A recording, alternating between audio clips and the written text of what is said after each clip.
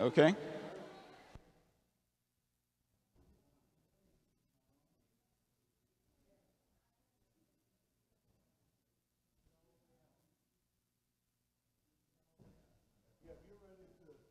Do this one. On now? You need an introduction, or are you ready to? No, I'm ready. I'm ready. All right, I like that. Come on, time to get started.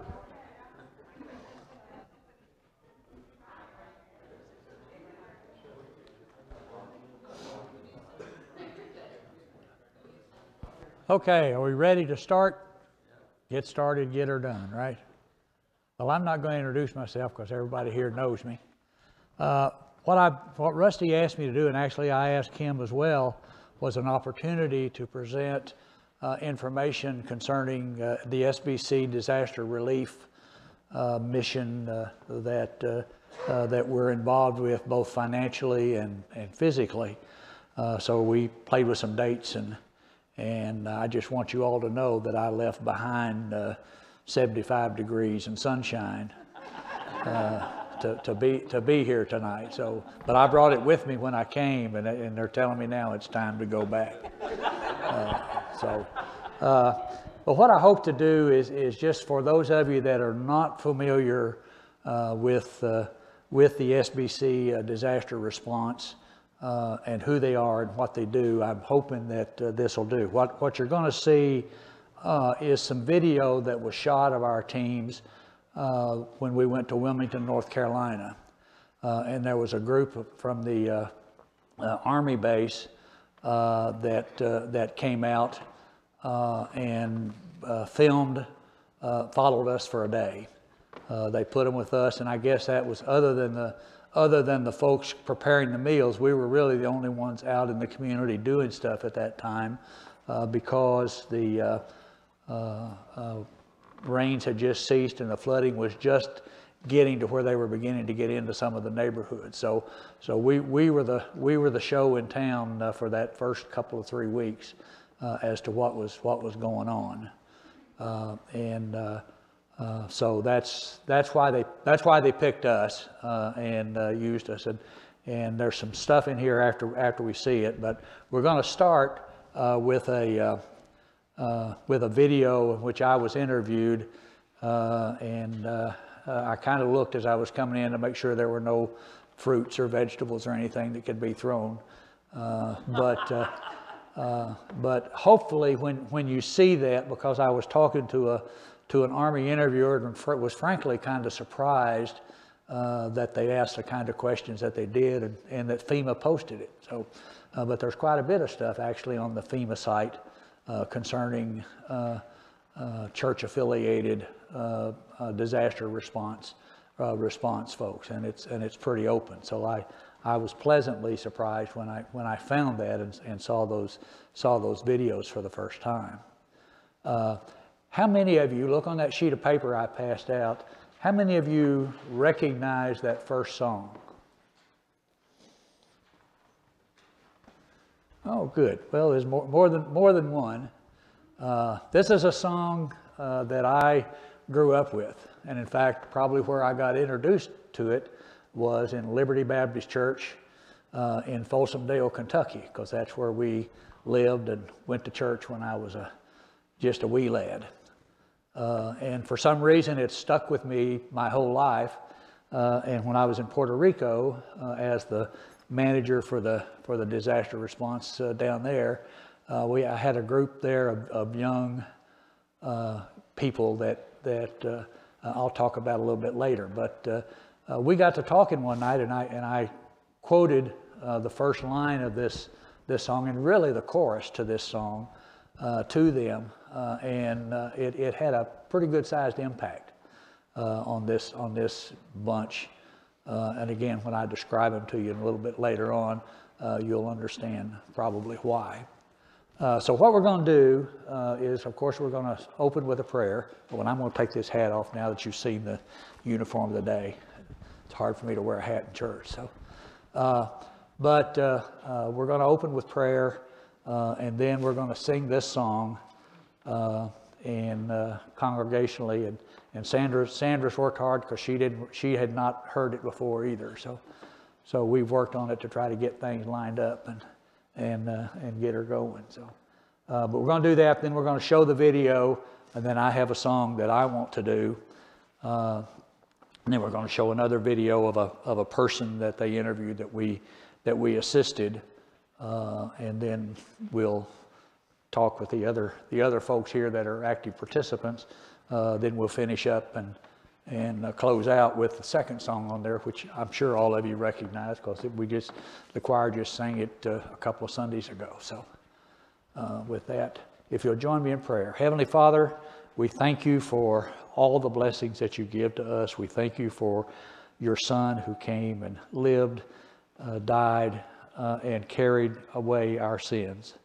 We thank you, Lord, for those that you've called to come and go and serve others in their biggest time of need, and feel blessed that we're allowed to do that, and that we're given opportunities to do that and to share you in real life with real people with real needs.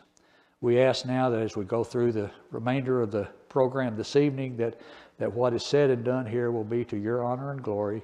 Just that as you bless us as we move on, forgive us of our sins and wherein we failed you. In Christ's name I pray. Amen.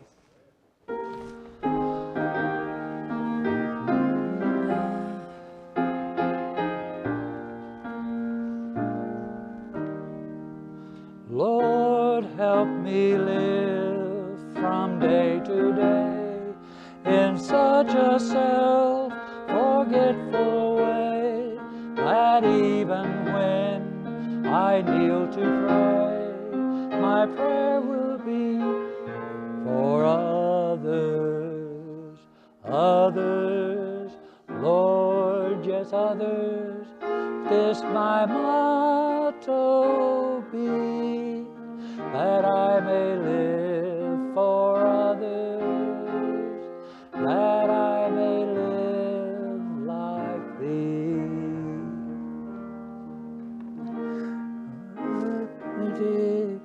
The work I do to ever be sincere and true, and that I do for you must needs be done for others, others, Lord, yes, others.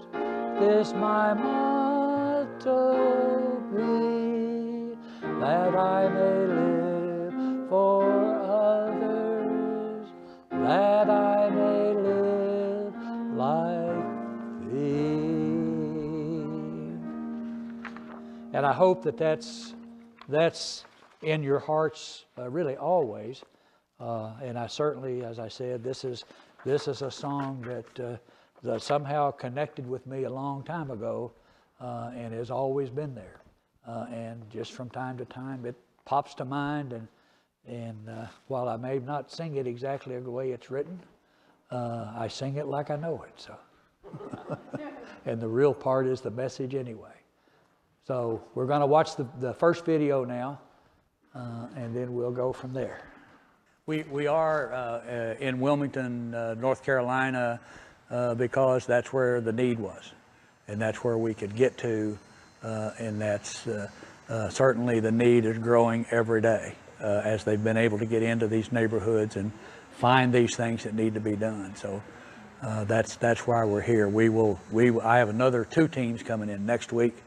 And then there will be teams following those, not only to Wilmington, to Fayetteville, and to probably Jacksonville, and what's the coastal? Over by Jacksonville. And we'll probably be in South Carolina, depending on where they may be getting their support from the South, from Alabama and Louisiana and all. We may be coming in from the North, because we're closer to North Carolina. So. But right now, our assignment's in Wilmington. I'm a member of the Southern Baptist Convention of Virginia. Actually, I'm a volunteer of the Southern Baptist Convention of Virginia's Disaster Response Group. And what we're doing here today is doing work for folks that have been impacted by Florence, and we happen to be a chainsaw team.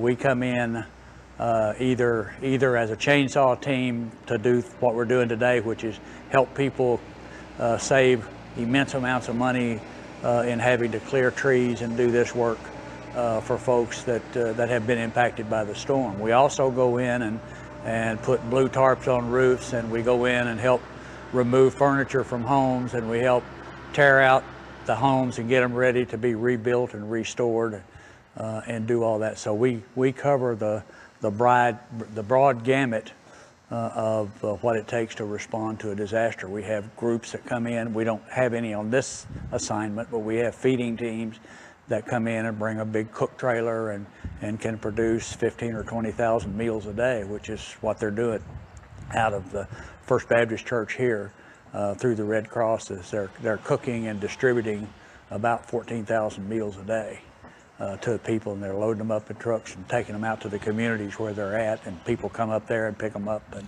all that. So that's who we are and what we do. And of course, we get our ability to do this because God has called us to this mission, and we are the hands and feet of Christ in the community as we go through and do this work that most people can't do for themselves. Well, first of all, it will save them significant amounts of money that it would cost them to have this work done. I experienced a recent wind damage that just tilted a tree over, and it cost me almost $5,000. Responded to a disaster up in Connecticut, and people were paying somewhere between $5,000 and $10,000 a tree to get them taken down. So that's one of the first things we do. The other thing, of course, is we try to minister to them during this time when they are depressed, they're hurt because they've lost. Those that have experienced flooding have lost maybe everything, and so we're able to come in and help them begin to put their lives back together, and again, witness to them by word and deed the love of Christ to help them. And remember that He said He never leaves you alone, He never gives you more than you can bear, and that He's always there. And what we try to do is be the physical hands that are there doing that work. So that's our tenet, and that's what we do. How does it make you feel to volunteer your time to help those in need? It makes me feel great. And one of the things we've learned from doing these more than once, and I've worked with people that have been doing it for 20 and 30 years, been all over the world, and every time they tell you that they go in to bless and they wind up being blessed. Their hearts are lifted when we see people smile that maybe hadn't smiled for a while, when they're dealing with throwing away something that carries lots of sentimental value, and we help them through that. So we leave fuller than we came when we get done. And I think that's true whether you're a religious organization or a personal. If you have a servant's heart, then that's how you feel when you serve. How were you and your family affected by Hurricane Florence? Well, we were not. We fortunately, the storm took another track. It was headed toward us. We're here from Central Virginia. Richmond got hit a little bit and had a couple of small tornadoes and some damage in the immediate Richmond area. But other than that, not much happened in Virginia other than obviously rain and some flooding.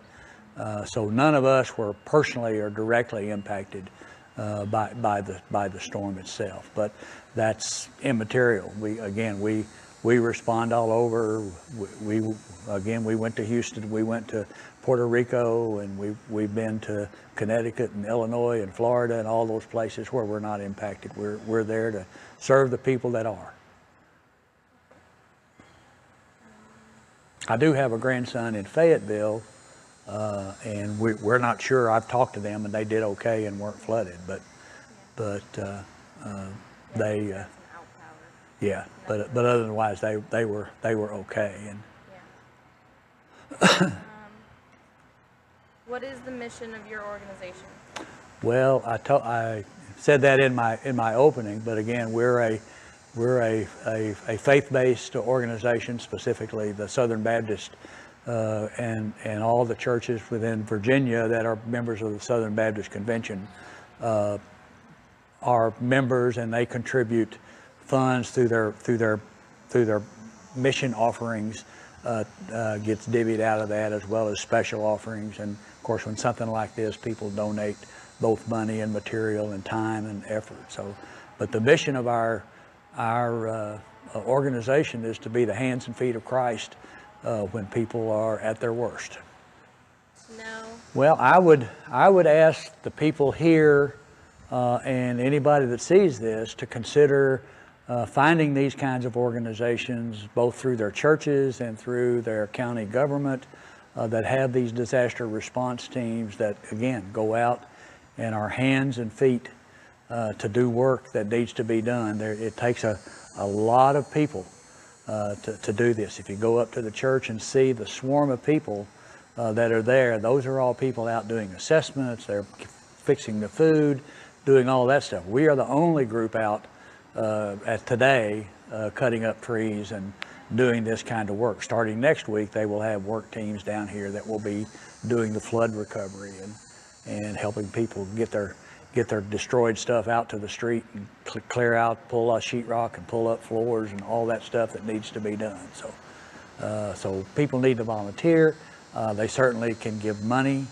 That's the easiest thing they can do. But the money is needed. It costs significant amount of money. And at least for our group, well, at least for my group, we're not sponsored. No, we pay our own way.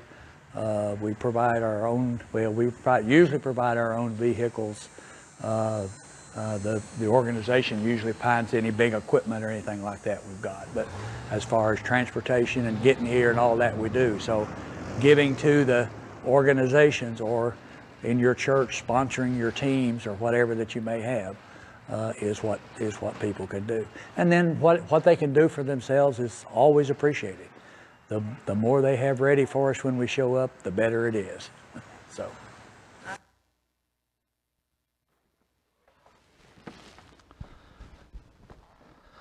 I think that's a pretty decent synopsis of what we do. One of the things I didn't say in there that I should have said, and you can always find those, but I said one of the other things they can do is to pray and support their people as they're out, and to pray and support the people that are impacted.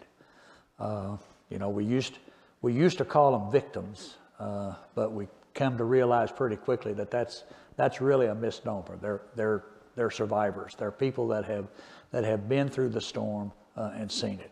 Some things you might notice about while I was yabbering on until we got to the right end, that there was a lot of activity going on behind me, and we saw people walking along there with tarps and stuff, dragging them on the ground. When we go in and do a job, we do the whole job. We clean up the big stuff, we cut up the trees, we haul it all out to wherever it's supposed to go so it can be picked up by the folks that are going to dispose it. Then we go back in and rake up the trash, and we pick all of that stuff up, and we drag that out to the street and put it on the piles and stuff, so that when we leave the person's home and we're done, they're restored. And I didn't really get that too much until one of the people we went to in Dawson, Georgia. She lived out in a little small community. We did a lot of our work in the town of Dawson, but this woman lived out in a little burg out there, and her house, her yard had some big trees down in it, but their back patio had a couple of really big trees down across it, and it was just completely unusable. And so, in addition to doing what, quote, we're supposed to do, we cleaned all that mess up. And not only did we cut up the trees and get them out of there, but we also cleaned it up, we swept it up, we took down the broken stuff and got it out of there.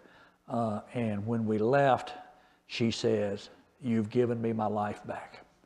She's a portrait artist, and that was her studio when the weather allowed her to do that. And from the time the storm happened until we cleaned it up, she was unable to do any of that. And the light was right and all of that stuff, whatever artists need to be able to do that. But the point is that we gave her back what she thought was lost. And that story repeats over and over and over again.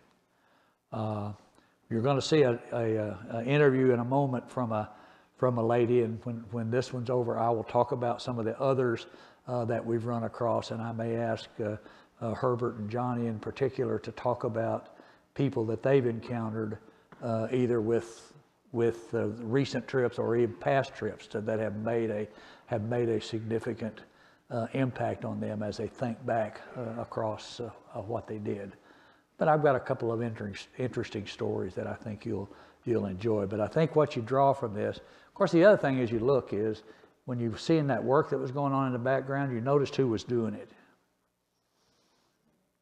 Women were doing it, and not young women, senior women.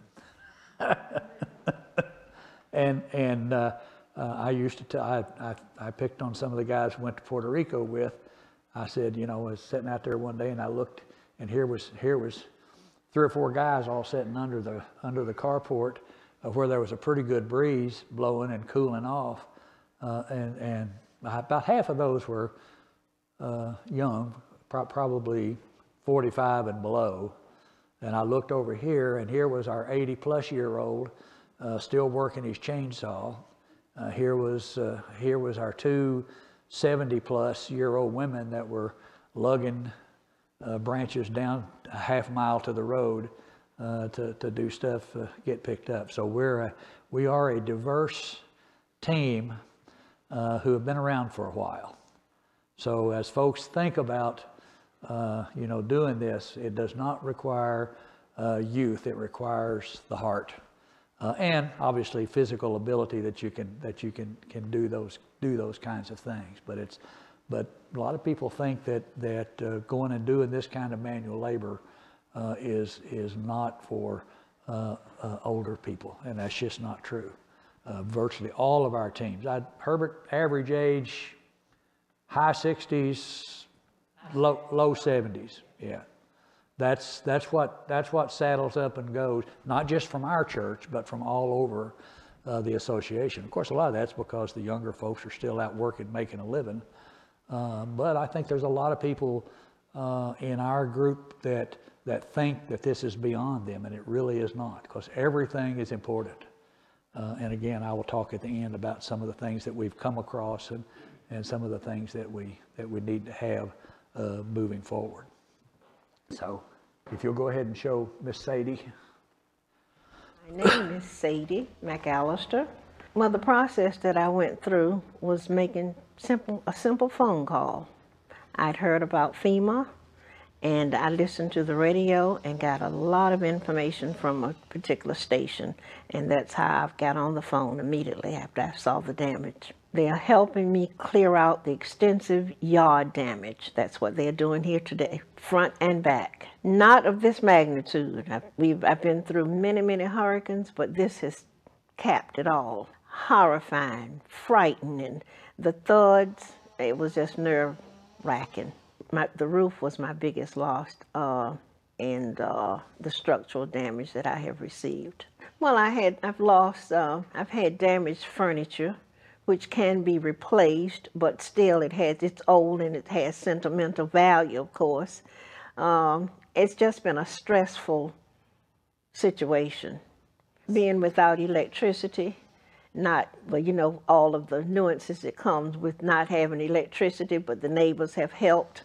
Those that had generators have helped. And, but most of us in this neighborhood were just devastated, so. It's been a learning process, and it's been a fearful process. It's been a thankful process that there have been so many agencies that I have been able to call upon and hope that they'll still be able to help me, because without their help, there's no way that I can recover what I have lost. I cannot even describe how thankful, how grateful I am. And I don't want to get emotional, but it's nice to know that there are people that still care. And that lets me know I'm a religious person, and it lets me know that there's still somebody watching over you. First of all, I think I'd leave. I would evacuate, yes. And I've told myself that I will never stock more than 2 weeks' food in the event during hurricane season. And the thing about it, hurricane season is not over for us. There's still a possibility of October and November. I just want people to know that there are people that care in times of disaster, and I just hope that it will be a follow-up. I don't want it to just stop with the hurricane, because lots of love, care, concern has been shown to all races, and I have been the recipient of good care and help.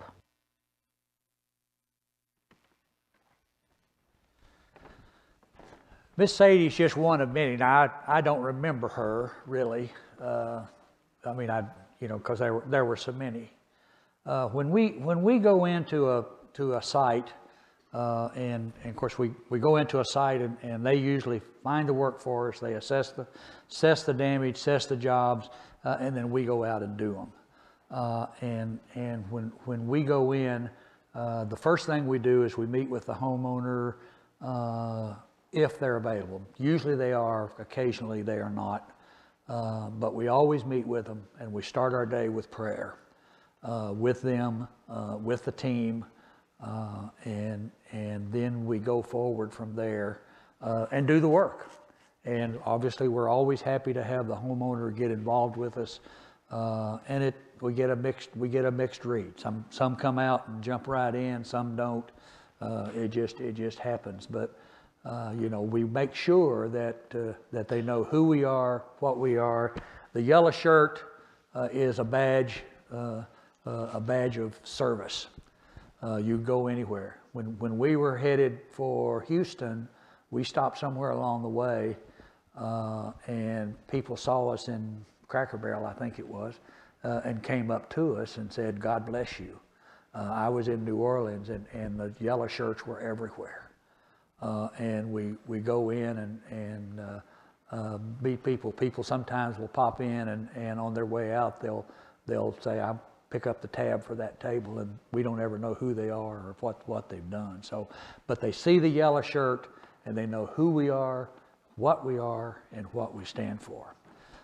Miss Sadie, like I said, I don't really recall her encounter, but there were a couple of people that I'd like to share with you. One was we were set out on a job to go do it, and my GPS sent me to the wrong address, or I had the wrong address, or I put the wrong address in. But anyway, I drove to the neighborhood and had the address, and I looked over at this house and I said, "Well, there's not much to do here."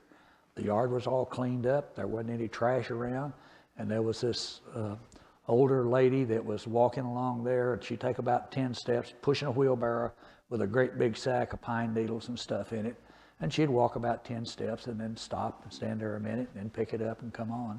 So I got up and I got out of the truck and went and asked her if this was a certain address. And she says, "No, that's next door." This lady's name was Miss Lily.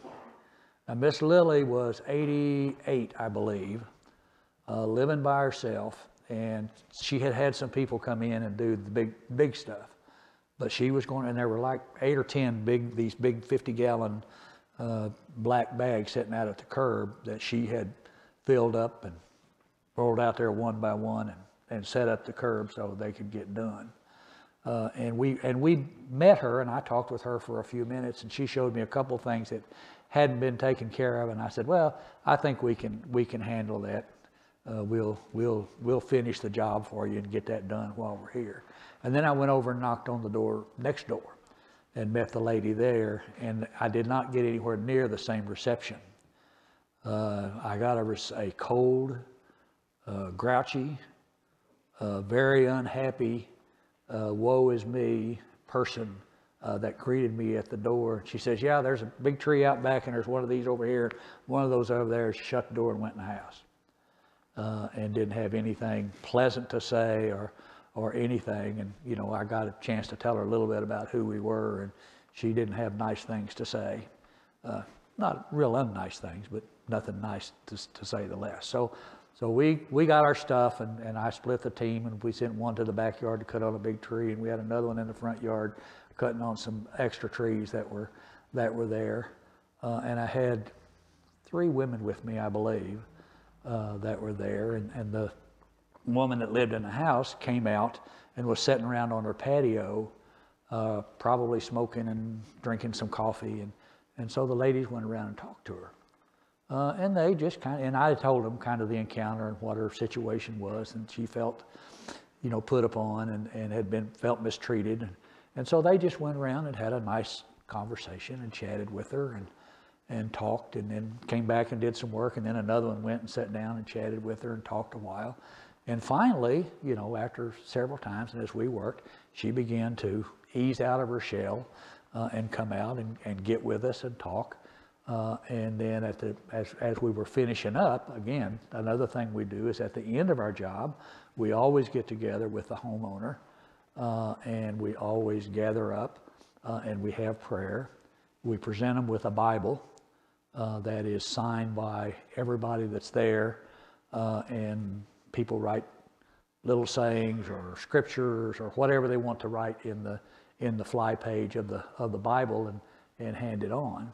And we did that for this lady, and we had one for Miss Lily, and we were going to get them both together, and then thought better of it, because Miss Lily told us that she had tried in a couple times in the past to witness to this person, and basically she told her to bug off, that to mind her own business. So anyway, a long story a little shorter. We met with this woman. We gathered with her. She gathered with us. We had a prayer, presented her with a Bible, and the ladies stayed and talked to her a little bit more. And we went over, and while we were working at this lady's house, they all went over to Miss Lily's house to meet with her and sit down and chat and talk, and lift her up. And she had an old porch swing sitting out there that had been down for a long time, but it had been taken down before the storm. So they put that back up, and she said you'd have thought she had won the lottery, because she had missed it, and that was probably the greatest thing that had happened to her. So anyway, Miss Lily, as we were sitting around talking to her and having prayer and presenting her Bible, she says, I've been praying for that woman for 10 years, because we told her we had met her and we thought maybe we had broken the ice, and says, now maybe you can go over and knock on her door and thank her for sharing her work team with you, and maybe that'll open the door and you'll be able to get in and see her. So God was at work there. We had 2 or 3 more encounters like that. So there's a lot of Miss Sadies out there that we run across no matter where we go. Again, in Dawson, Georgia, there were scuds of people that we do, and the point is that you go in and you think what you're doing is cleaning up trees. And Mike's comment in there about saving them a bunch of money. Well, we do that because even the scrupulous people that go in after those things and do the work don't do it cheap. It's expensive, and the bigger the tree and the more work there is to it, the more expensive it is. And most of the people particularly in Dawson, Georgia, that we worked for, were not well-to-do. They were middle to lower middle income, and even below that were predominantly the folks that we served. But what we do is we give them back what they had in terms of their environment. They are no longer looking out the window and seeing piles of trash and piles of leaves and piles of limbs and wondering how in the world they're ever going to clean that up. Because a whole lot of them are singles, a whole lot of them are physically unable to do a whole lot. Like Miss Lily, and they do what they can, but a lot of them weren't. So that's what happens, and there's a bunch. I still have been in contact with 2 or 3 people that we've served in the past, just indirectly. And so there was one in Dawson, Georgia, that had a brother that was supposedly very ill, and we He was on the list, but not real high on the list because the trees he had were out away from his house and weren't interfering with stuff. But we managed to get back to him and take care of what he had. And in the process, there were some big old pecan trees, or pecan trees, they say in Georgia, that were down. And we cut some slabs out of those, Herb did, for his sister, because she had said if he ever took it down, she wanted some pieces of it to do stuff with. And you'd have thought we had given her a Tiffany diamond. She was just thrilled. We didn't get to deliver them because we bugged out a day early, but the church did. And when I talked to Barry, he let me know what the impact of that was. And then I heard from her later on in a Christmas card or something of what that had meant to her and her brother. So those are the things that happen to you when you go on one of these.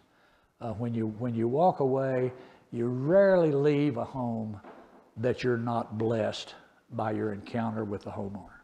You rarely leave a home that the people are not visibly appreciative of what you've done, and they fully understand who you are and why you're there.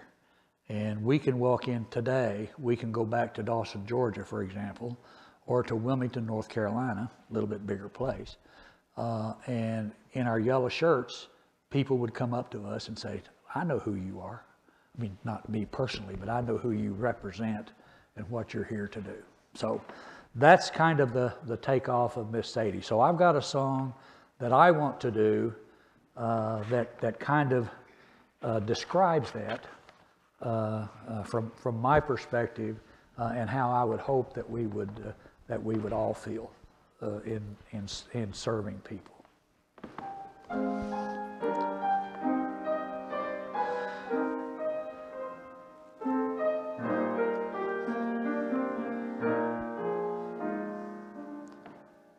I can help somebody as I pass along. If I can help somebody with a word or song, if I can show somebody if they're traveling wrong, then my living shall not be in vain.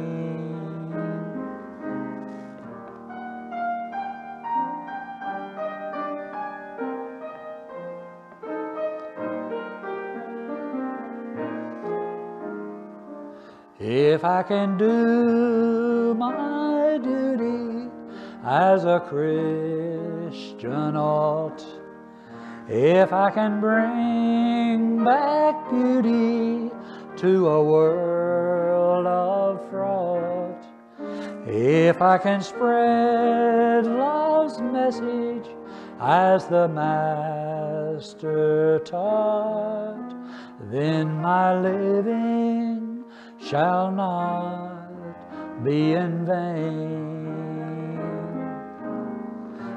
No, my living shall not be in vain.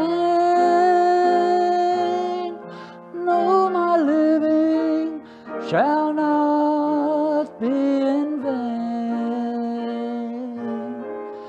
If I can help somebody as I pass along,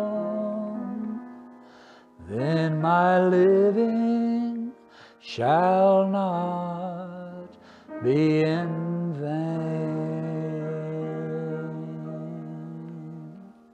I would hope that is all of our prayer as we go along, as we see people. I know Rusty talks about it all the time when we talk about taking care of the community that we live in. We take care of the community that we're part of. We take care of the world that we're associated with. But there's always somebody that needs help in lots of different ways, and everything matters. I used to tell people when I was doing fund drives, I says, a quarter is a quarter, and 4 quarters makes $1. So if a quarter is all you got, give it. If $1 is what you've got, give it. Don't let the fact that your quarter is not as big as somebody's dollar. And people get that. And that's what this song says to us, is helping somebody. That's what we do. So at this point, I would ask Herbert if he has something to say.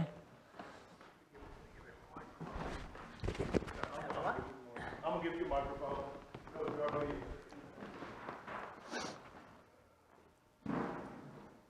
Blue. My voice got so weak, I don't know if I would need this now. Jerry did a very good job, great job of telling y'all what disaster relief is. You're on, they're working on it. Okay. Keep talking. And with the video we showed, and it was a great job. But I would like to say that, in my opinion, disaster relief, whether it be Southern Baptist, Salvation Army, Red Cross, Americans First, whatever it is, disaster relief is one of the best, if not the best, way to minister to people. You not only get to show God's love, but you get to tell what God's love too. And when people have been through these disasters, I mean, they are, what am I trying to say? They what? Yes, they're devastated, but it's very easy, I mean, to get into. The first thing they usually ask you, why are you here? Why do you take your time and spend your money to come here to help us? And that opens the door right there to tell them about God's love. And, that's the reason we're there. Like Jerry said, we're God's hand and feet. But we go in, we do the physical work for them, and then we like to have some ladies on the team because most of the homeowners that we meet are ladies. And it's easier, of course, for them to connect. So, if we have a lady on the team, then they can spend time with the homeowner, because the homeowner, after going through what they have been through, they want to talk. They want to tell their story, and they need somebody to listen. So this is an outstanding way to share God's message with the people. If they're Christians, it draws them closer to God. If they're not Christians, you can, witness to them. And on a lot of cases, people have been led to Christ through this, what they've been through. A lot of people think you have to know how to run a chainsaw to do this. You don't. It's a lot of different jobs on these teams that anybody can do.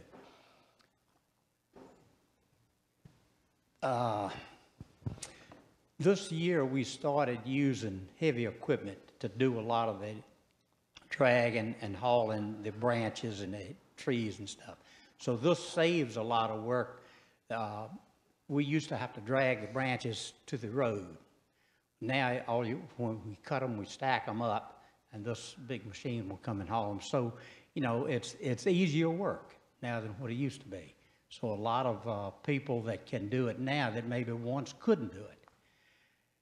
I know a lot of the younger people can't do it. Like we mentioned, the average age for the DR workers is probably late 60s, early 70s. But if you're still working, I'd like to encourage you, if you get vacation, save a week, a year, to try DR. Once you do it, it'll change your life. So I encourage you to try to get involved in it as much as you can, because I'll get back to what I said a while ago. I think it is the best way to show God's love and minister to people is through the disaster relief, because what the people have lost and what they've been through, they are very receptive to God's word. So I would just like to encourage all of you to try it. Johnny?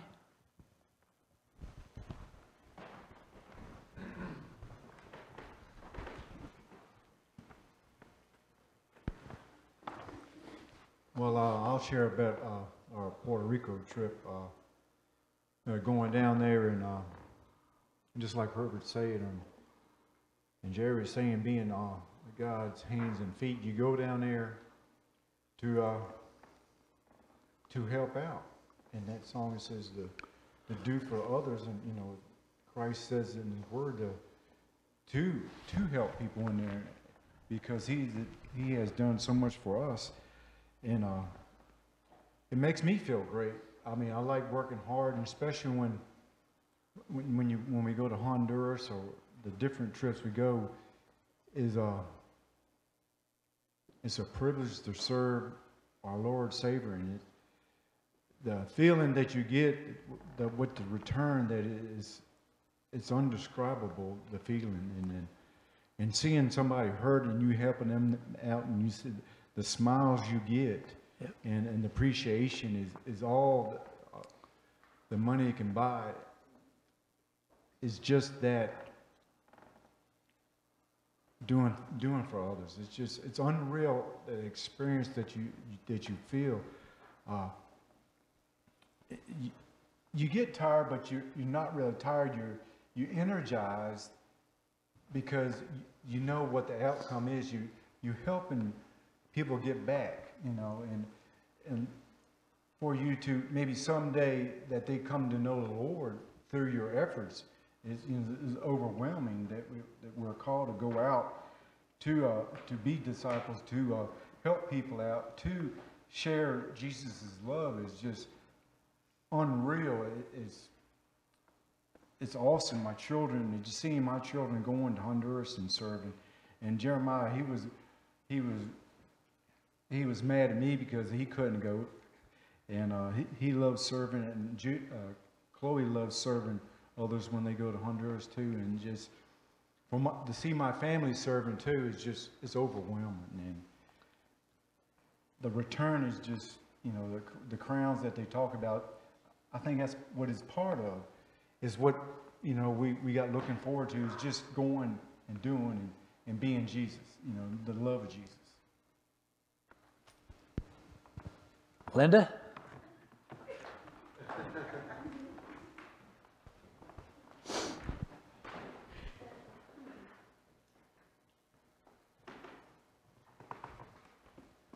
Just the men tonight. I've only been on I think 3 different disaster relief, and every time I've gone so far, I'm the cook. So that is really exciting, though. We enjoyed that. I went to, I guess it's Liberty in Hampton some years ago. Rebecca Fox and I went together, and we did the cooking there, and worked in the disaster relief trailer doing the cooking. That was a real experience. After about 2 days, they put me in charge. Don't ask me why, but I had no idea what I was doing. But I put on a good front. They thought I did. We were able to feed all of those people. It was a lot of work doing all of that food, opening those cans and cooking in that stove that I had no idea how to cook in. But you know, it all turns out great. God is with you, and if you just depend upon him, it comes together. Now, the last one we went on was Puerto Rico, and I think it was 11 team members, I believe it was on that one. Jerry and Jeanette and I went on that together, and we did the cooking for our team. And that was interesting, too, because there's a lot of things in Puerto Rico we couldn't find. So we had to kind of come up with our own ideas of what we were going to feed these guys. But it worked out real well. We did breakfast and then fixed them lunch and then had a nice dinner for them each evening. And believe it or not, that was almost a full day's work. By the time we did it, cleaned up, got ready for the next one, got ready for the next one. But I think they enjoyed their meals, right, Jerry? We did. But it's really exciting. If you want to have a really good time and get to know people, and the team that you're on, you get so close. We made some real good friends with people from other places, Waynesboro. Yep. Yeah, John and different ones from Waynesboro. We made a lot of friends by being on that team as well. So God will bless you. Volunteer. It's a great thing.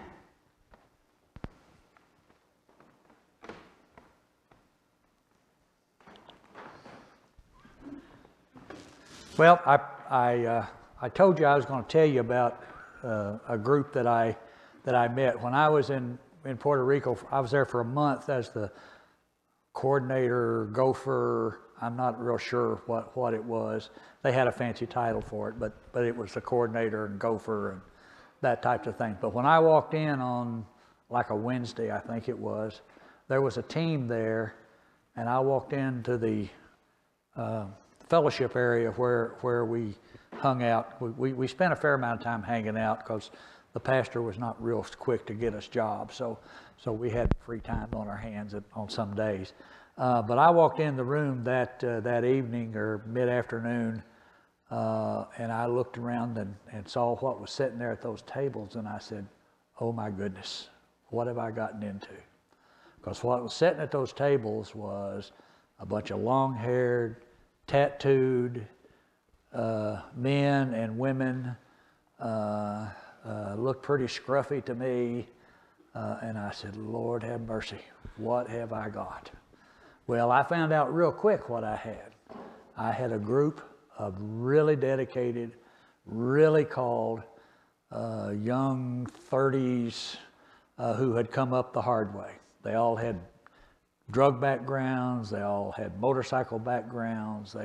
None of them were saints all their life. But were they energized, and were they out to do God's work? They spent their time when they weren't out doing tarpon roofs or doing fixing roofs or doing what needs to be done, which is mostly what we did in Puerto Rico.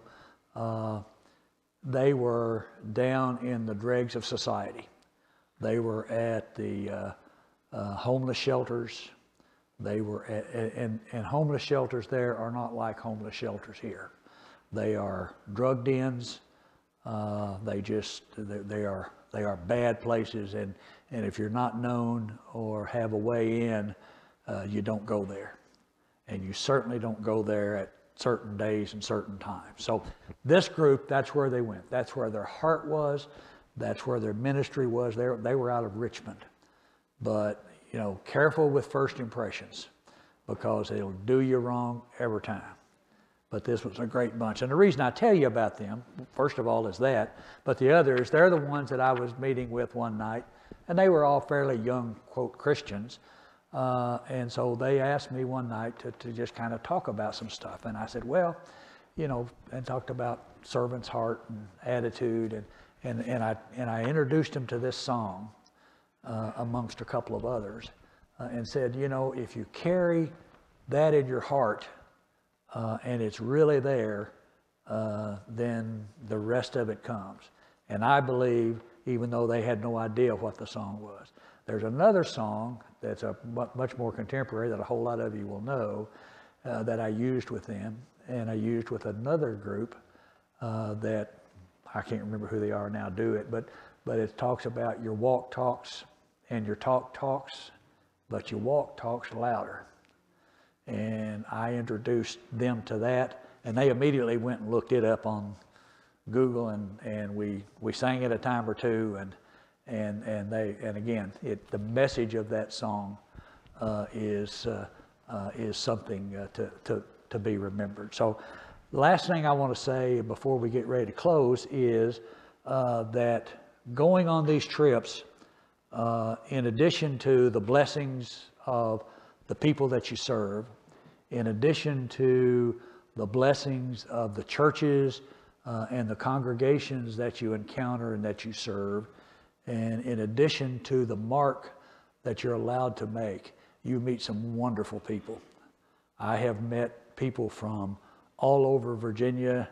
It's a lot of the same bunch, and anywhere else, there's some you like better than others, but for the most part, just a bunch of great, and I was dreading it, because I know what religious folks can be like when they all get together for a couple of days. And I have not experienced that. The people that I have encountered, save none, have been genuinely committed and dedicated, hardworking, loving folks. And they share and want to be shared with, and they care for each other. A deadbeat or two will show up, but they don't last very long. And they come to realize that they're in the wrong place.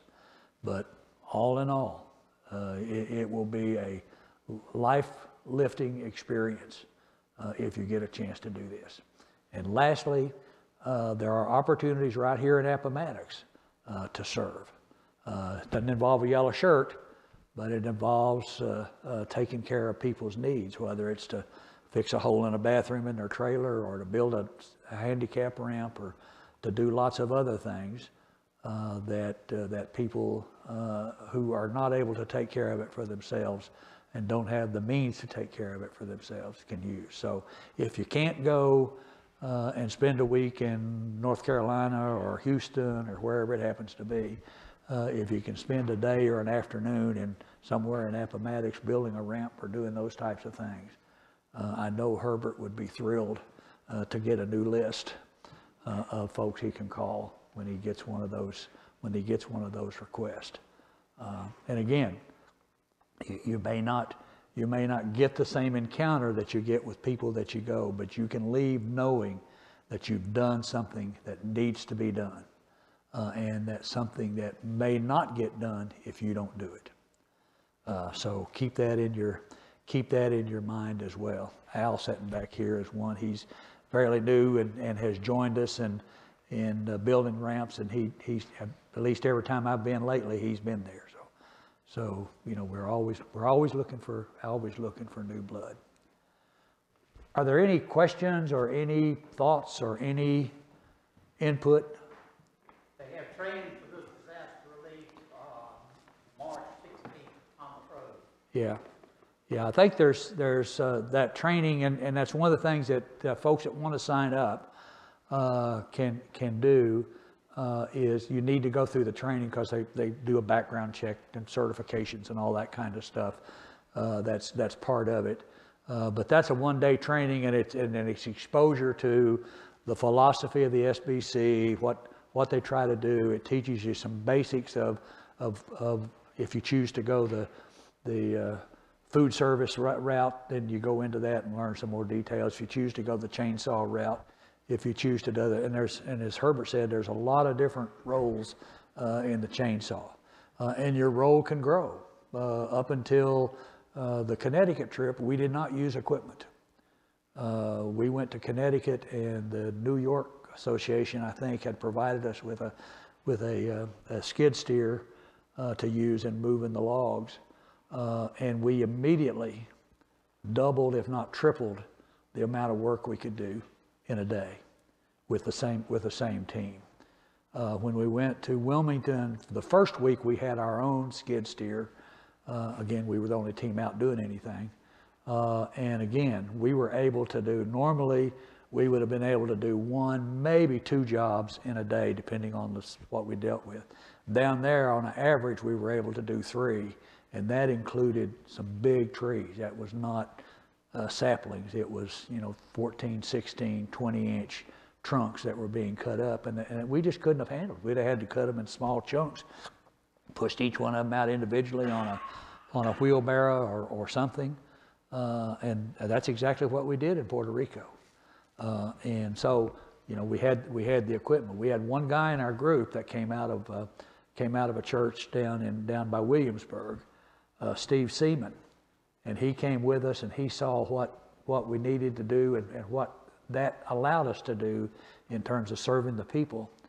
He came back from that trip and went home, and through his company, he bought a skid steer with a trailer and says, whenever you all go out, even if I don't go, come get it and use it. Now, we're trying to, of course, push for the SBC to create an arrangement with him so he recovers some of these costs. But the point is, he was so touched by what was needed and what needed to be done that, he took it on, and a heck of a guy.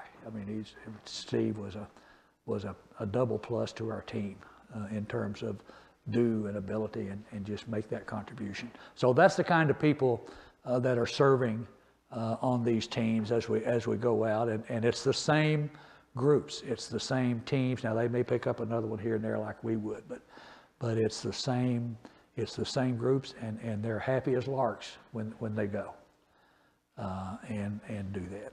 So, any thoughts? Training on the 16th. If you have any interest at all, go to the training. There's other trainings in April. You can find those on the SBC DR website. We'll tell you when and where those are. Probably Roanoke, probably Richmond. and then I'm not sure where else. But if you have any interest at all, or you run across somebody that would have any interest at all, you know, don't let physical age and some limitations in physical ability curtail you, because there's lots of jobs to do. And ladies, it's not all just about working in the kitchen. You know, every team we go out with has at least three to 4 to 5 women on it, and they're right out there dragging and pulling and doing what they need to do. And then where the opportunity presents itself, they're presenting the gospel to the house, because what Herbert said is correct. The majority of the people we serve are households, primarily older ladies. And last stories, we were in Dawson, and a lady told me about, or she told somebody, I'm not sure she told me directly, but that they had set up for us to go to this lady's house and do some work. And they told me the story of how we got there was that she had left and was pretty persnickety about who could come in and who could do anything and all that stuff. So she was pretty cantankerous. And she was there one day and having a argument with her daughter about something to do with that. And while they were in the midst of disagreement, somebody knocked on the door, and she said knocked pretty aggressively. So, you know, she said, well, just let them go. Don't go to the door. Don't bother anything. And the mom said, no, I'm gonna go see who it is, because it would be rude not to at least go to the door. And if it's somebody wanting to, you know, they had a lot of these charlatans running around wanting to do the work. And so she went to the door, and after about 5 minutes, she came back, and her daughter said, well, who was at the door? She said, well, it was Jesus at the door. She said, Jesus? Says, yeah, some guy in a yellow shirt said they were going to come in here and cut up all these trees and clean this mess up for me, and it wasn't going to cost me anything. So when we went to her house to cut them up, she wasn't there, so we were cleaning up, and she came back, and I just happened to tell her one day, I says, you know, I just want to let you know that Jesus was back. So that's, you know, those are the kinds of things that happen every day as we go out.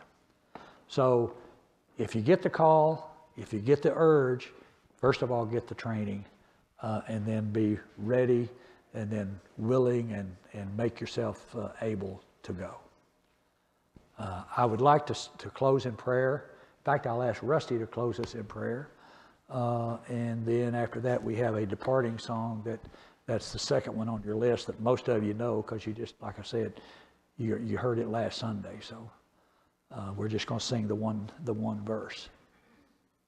So, Rusty, You gonna sing, or am I praying? you're praying. Then we're all going to sing. I got it. I'm gonna pray from right here. Heavenly Father, we thank you for the ministry of disaster relief. God, we certainly grieve that people experience loss. God, we thank you that that disaster relief team, the SBC of Virginia, is your hands and feet.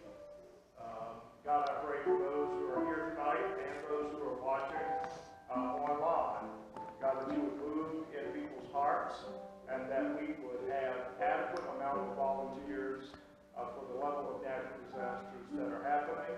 God, we thank you that we not only can serve, that we get the opportunity to share with people the glorious gospel of Jesus Christ in the midst of our service. In Jesus' name, amen.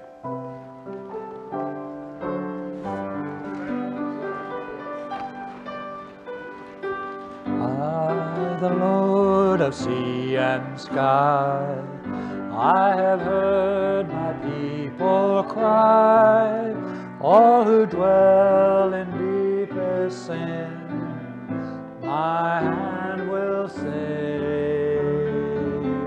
I who made the stars of night, I will make their darkness bright, who will bear my light to them, whom shall I send?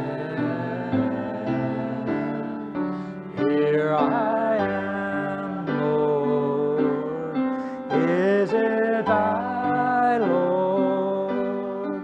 I have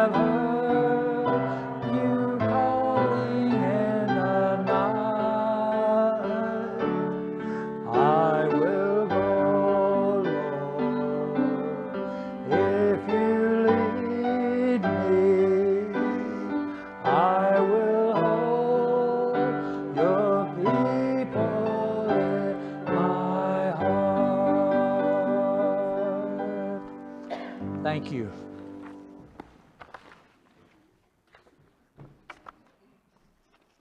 Very much, Jerry. Glad to have done it. Thanks for your service. I'm gonna take this from you before I forget. Yeah.